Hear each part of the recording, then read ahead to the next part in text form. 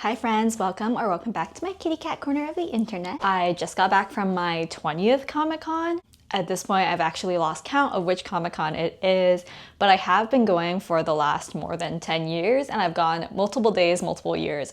So at this point, it might as well be around my 20th. That being said, I'm so excited to share with you my highlights from my convention experience as well as a haul because of course, you know, I did some damage to my wallet at this convention. So let's get right into it. Of course, my number one highlight is always dressing up. This year, I dressed up as Psylocke from Marvel Rivals, since that, of course, has been a very popular game this year. And I also did a Team Rocket costume. This was very last minute. I painted this 2 nights before Comic-Con because I actually didn't know that I was going to be going a second day until 2 nights before. And I'm really happy with how this turned out, especially considering I had 48 hours to think of and create a costume. Honestly, I was brainstorming what characters I could be with purple hair. Luckily, I already have black gloves and a white skirt, so I just took one of my boyfriend's old white t-shirts, painted an R on it, and called it a day. And that brings me on to my second highlight of the convention, which was actually taking content, which I thought would sound really cringy, but what I loved about taking content was, one, it was a chance for me to be creative in this space. B, it was a chance for me to interact with other cosplayers. I'm honestly very shy and not the type to go up to people, but I watched other people do it, and other people came up to me, and that made me feel a lot less scared about doing that maybe in the future. And C, honestly, I love getting really cute photos of myself. Again, this transitions into my next highlight of Comic-Con, which is just people watching. I love just sitting to take a breather. The convention gets very tiring, so I definitely am the type to pull off to the side and take a break here and there. And while doing so, I love watching other people, I love watching cosplayers, I love watching them make content, and I just love watching what different people dressed up as and how they interpreted different characters. Next up, on Saturday, I went to the pin trading event and I got a bunch of goodies. I went to this event because I have so many pins that I need to get rid of, so I figured this was the best place to try to do so. And spoiler alert, I actually left with more pins in my hands than I had started with. Like I said before, I'm not a very outgoing, extroverted person, so I feel like these meetups and events are really helpful for people like me, and they help set up an environment where it's easy to do that, where you already have a common interest and something to talk about. I'll get into the pins more in my haul, but the first trade that I did was actually with a little kid who just wanted to do a trade.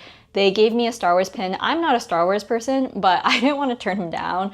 He actually wanted a pin that I was a little bit hesitant about, but I hadn't even opened this pin out of the packaging, so I agreed to it. Fast forward a few people later, someone was interested in the Star Wars pin, so I said he could just have it. Because I don't even like Star Wars, please don't attack me in the comments, please.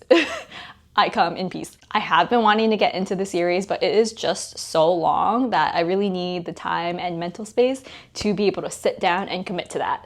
And I'm just not there yet. Anyways, another gentleman was interested in this pen, so I gave it to him. End of the event, he found me again and gave me 2 free pens. This was my first trading event of any kind, and I really had a good time just interacting with people and paying it forward, and I definitely want to do more in the future. I also want to get into the Pokemon trading community, but I have such limited information about cards and card values that I'm a little bit intimidated to tackle that one. However, again, this smoothly transitions into my next highlight, which was when another creator came up to me and offered me a Prismatic Evolutions trading pack. I was absolutely geeking out. I wish that my friend caught a clip of my reaction when he offered it to me. It was definitely because I was dressed as Team Rocket, and I honestly felt really awkward in front of their camera. I completely froze. I was fumbling with my hands and with the cards, but overall I had a really good time opening the pack with him, and I was just so happy to be involved in someone else's content. And of course, who doesn't love a free pack of Pokemon cards? Another highlight this year for me were all the vendors that were doing gachas, spins, and dice rolls for Pokemon shinies. So basically, a lot of the vendors had shiny variants of their art, and they were hosting some kind of random chance for you to be able to win a shiny variant of whatever art you were purchasing. I thought this was so cute and so fun, and just like in the wild when you're catching Pokemon, it is a random chance to get a shiny. It was definitely a great marketing ploy on their end because the shinies were exclusives, and of course I wanted a shiny, and I also love random chance games. What was nice was, in my experience, I interacted with 2 artists who were doing these, and the first one gave me a freebie even though I did not land on the D20. And the second artist was giving people extra spins when they didn't land on the shiny the first time. I just thought it was really sweet. These artists are small artists and they were still trying to make everyone's day. And last but not least, of course, my biggest highlight of both days was just hanging out and spending time with my friends. Overall, as always, I had a really good time and I have the haul to show it. So let's get into the haul, beginning with the freebies. And the gloves are coming off for this. Of course, to start, we have our lanyards and badges. I used to keep my badges for memorabilia, I suppose, and just the other day I actually cleared out all of them because I just had a stack of them and I wasn't doing anything with them. So I think I'm gonna stop hoarding them, but they are cool. Of course, we grabbed the free lanyards as well. They are the Crunchyroll My Hero Academia ones. Next, we have what is arguably the most important freebie in the existence of Comic-Con, and that is the Dove Midi deodorant. I just hope that the right people grabbed those. Next, we have a bunch of stress balls for some reason. So we have ones from Crunchyroll, from Dan, and we also have a sloth one from Wildlife Conservation Society, which is best known for the Bronx Zoo. I actually used to work here and I wish I had this while I was working there. Next, we have some goodies from the My Melody and Kuromi booth. First, we have these character headbands. If you didn't come in cosplay, then these would have been perfect for you to walk around the con in. This booth was super fun. They had a bunch of games, including a giant gotcha ball machine, from which I won these stickers. Next, we have a couple of goodies from Winx Club. From the Winx Club booth, you could spin a wheel, and I won a temporary tattoo and button. I think the grand prize from this booth was a hoodie that I actually have from 2 years ago. Some more sticker freebies. This is from a pin artist, and I got this during the pin trading event. Speaking of, let's jump into the free pins that I got from that event. These are also from a small artist. I believe they are called Chill Caterpillar. We have a cute little caterpillar with headphones, a caterpillar mixtape, and a caterpillar record player. From the pin trading event, I traded for a couple of pins. First, we have these 8-bit Pokemon. The trader was really sweet and traded both of these to me. Next up, I love this Silk and Steel pin. I also picked up this D20 Shield pin. This is actually my first D&D themed pin. And last but certainly not least, this is my favorite pin that I picked up, and it is this Mamobot Pokemon pin. I love this artist, I love Mamobot, and I'm so grateful for the person who traded me this. Next up in the haul, let's talk about things that I actually spent my money on, starting with, of course, more pins. From Sunny Sponder, I picked up this Umbreon Pokeball. This was one of the artists who was doing a random chance for a shiny. So for every pin that you bought, you were allotted 1 roll on a D20. I'm not gonna lie, I also just wanted to roll a D20. That just appealed to me. While I didn't hit a crit roll, which is what I needed to get a shiny, I did hit a 4, which apparently was the winning roll for the New York Comic Con exclusive, which of course was none other than a Rattata.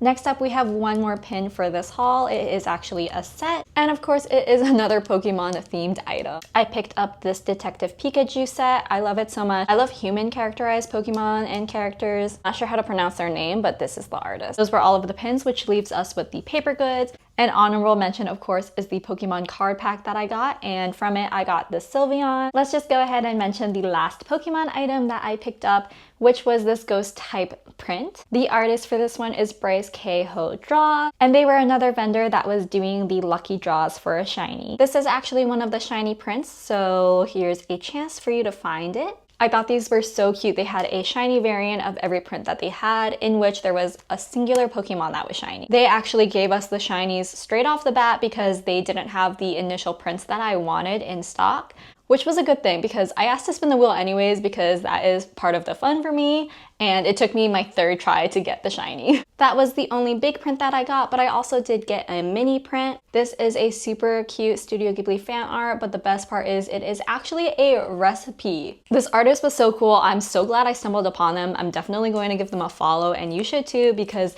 they have an entire cookbook full of yummy recipes and adorable prints, and they are working on a 3rd cooking book volume that is anime themed. This is their business card with all of their information. Their name is Penelope Loves Prints. Definitely give them a follow. I will be doing so because I need that 3rd volume cooking book. Also, the book is full of my favorite Asian recipes, so I'm so excited to try them out. And who knows, maybe I'll do a cooking series where I try these recipes out with you. Next, we have some stickers. These are such cute sticker sheets. They are gym cat related, so perfect for me because I have been consistently weight training for over a year now. Here is the first one, and here's the second one.